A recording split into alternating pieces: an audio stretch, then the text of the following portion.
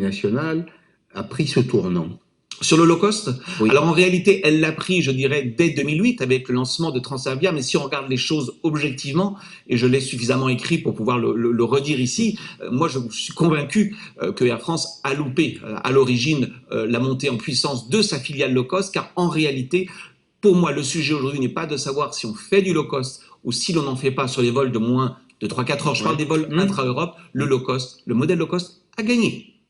Il a gagné et vous savez, il n'y a qu'une solution dans ce cas-là, c'est prendre le virage du low cost. Ce qu'a fait en Angleterre British Airways avec Vueling, ce qu'a fait Lufthansa avec plus de difficultés avec Germanwings, Eurowings.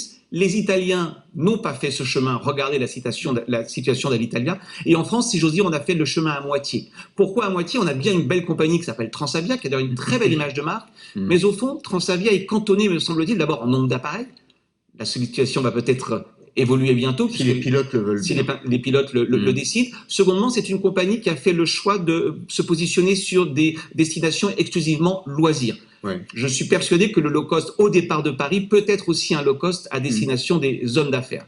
Troisièmement, il reste un tabou en France, c'est que le low cost ne peut pas aller sur le marché domestique. Or, il me semble que cela peut faire sens, notamment en haute saison. Vous prenez un Paris-Nice, au mois d'août, il y a peu de businessmen, peu d'hommes d'affaires. Il peut être intéressant de mettre, en complément de l'offre Air France, une offre Transavia. Mais je crois qu'en France, on a une compagnie low cost qui marche plutôt bien, qui monte en puissance, mais elle n'est pas à la mesure de l'ambition que peut avoir le low cost en France. Un chiffre, Pascal, Ryanair en Europe, c'est un peu plus de 440 appareils.